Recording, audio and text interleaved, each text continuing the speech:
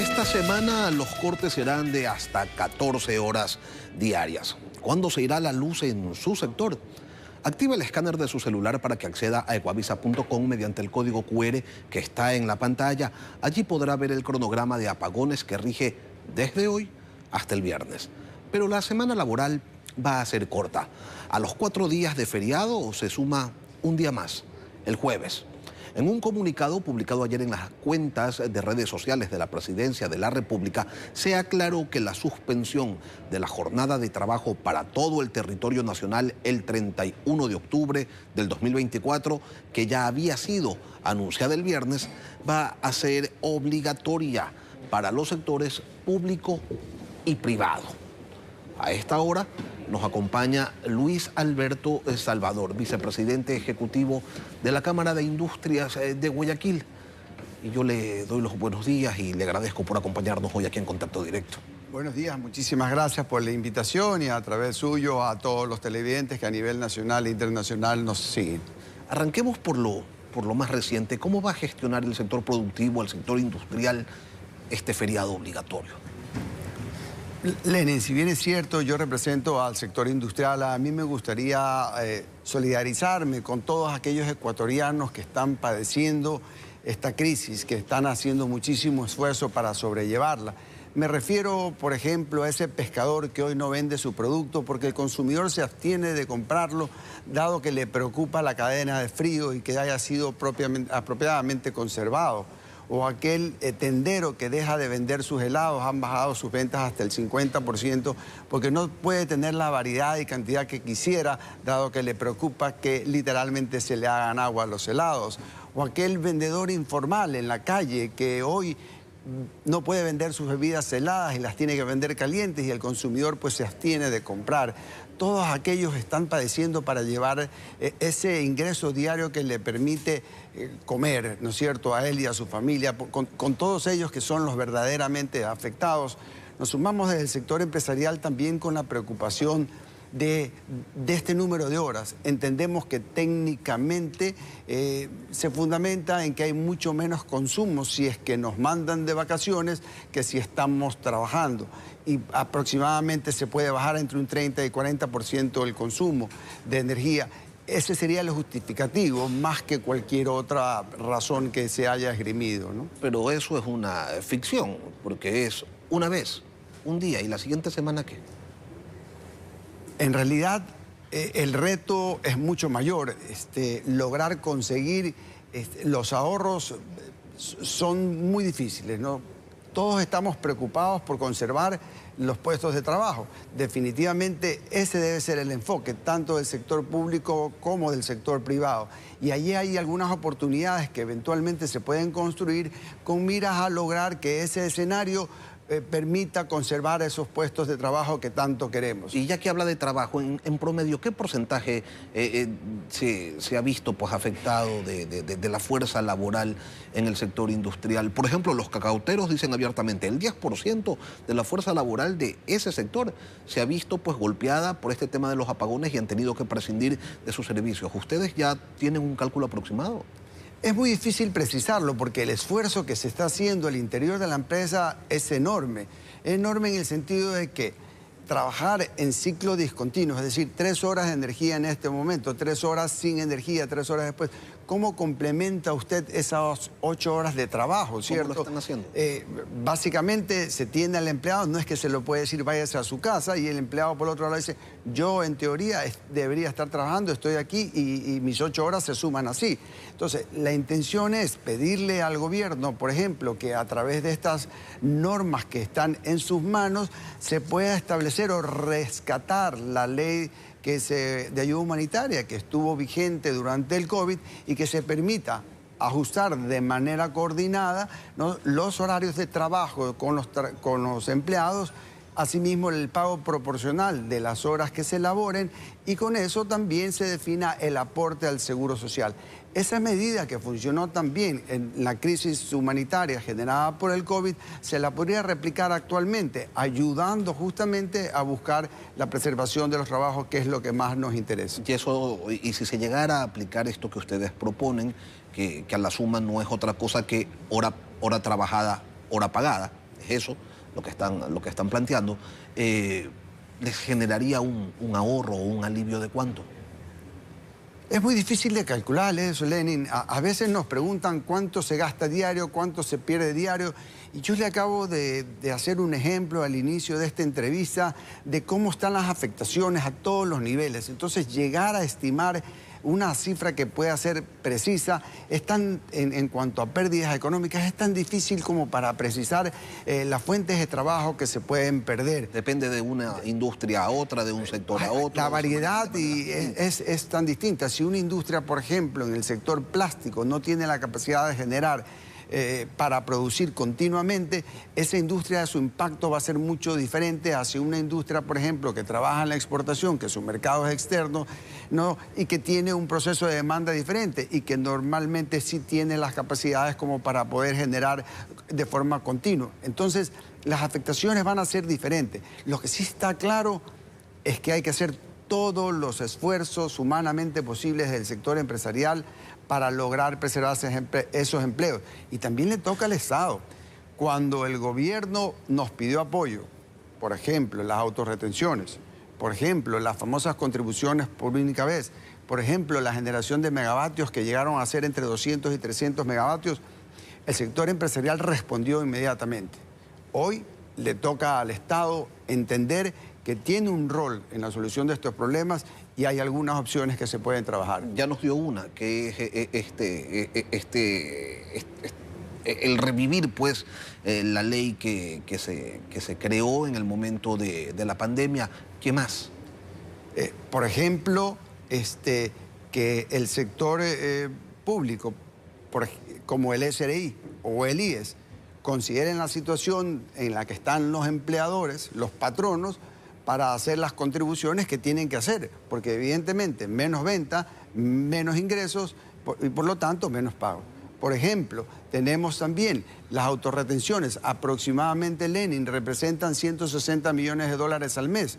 Si es que el Estado decidiese, por ejemplo, exonerar de las autorretenciones los meses de noviembre y diciembre, implicaría meter al sector real de la economía 320 millones de dólares.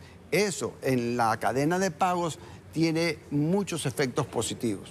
Ahora, usted ha hecho referencia a los efectos y dice, hay afectaciones, no podemos determinar cuantía, pero hay afectaciones. ¿Cuáles son? Por ejemplo, ¿se está dejando de pagar a proveedores?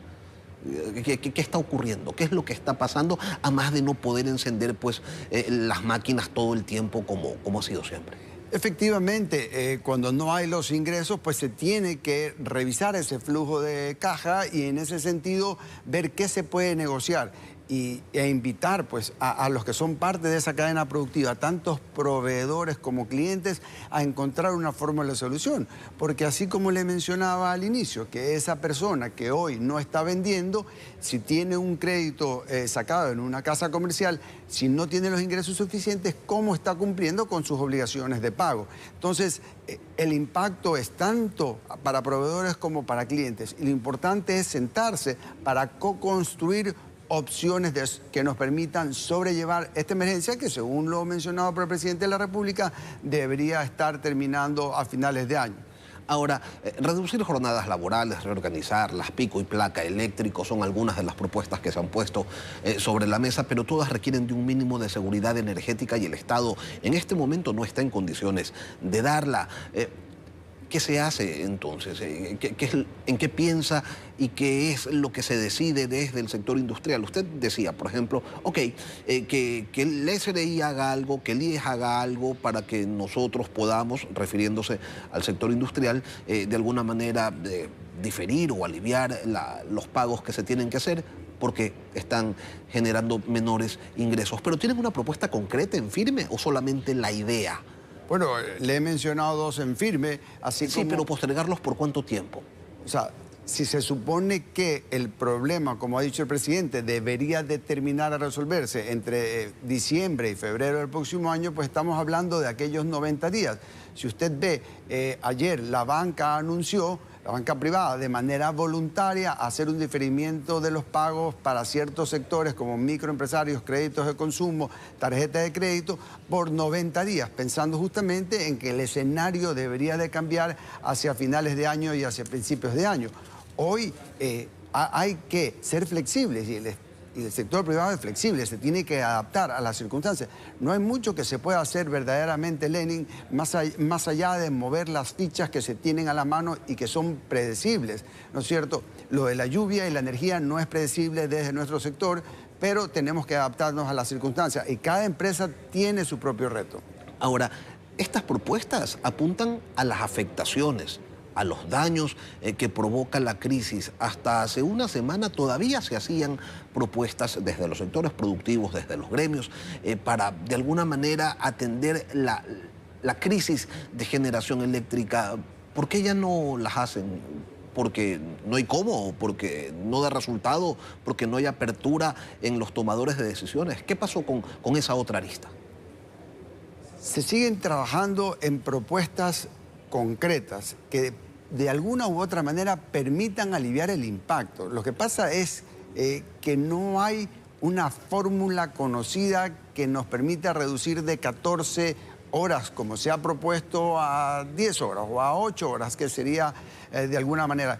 Pero es muy difícil planificar en un escenario de 14 horas una jornada laboral. Digamos. Comprenderá que si son cortes cada 3 horas o si son cortes muy largos, evidentemente no se puede trabajar en esa misma circunstancia. Dado que hay poco que se puede hacer desde el lado del sector industrial, lo que buscamos son las otras medidas de flexibilidad para sobrevivir este momento hasta que pase. Porque es claro, según lo ha anunciado el presidente, pues que se van a generar, no sé, más o menos 700 megavatios hasta diciembre, ¿no es cierto? Pero él mismo anunció que el déficit estaba entre 1.000 y 1.400 megavatios, por lo tanto, la solución apunta a la mitad desde la generación.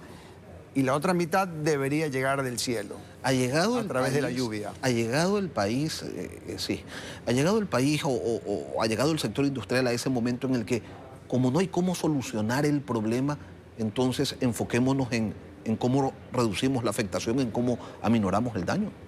Efectivamente, cómo se aminora el daño en función de costos, en función de preservar los puestos de trabajo, en función de administrar ese flujo de caja que es tan importante, porque las empresas no quiebran por utilidad, quiebran justamente por el flujo de caja, por no tener para cumplir con sus obligaciones, por esa cesación de pagos en la que cae. ¿Deberían de venir fórmulas de alivio? Claro que sí.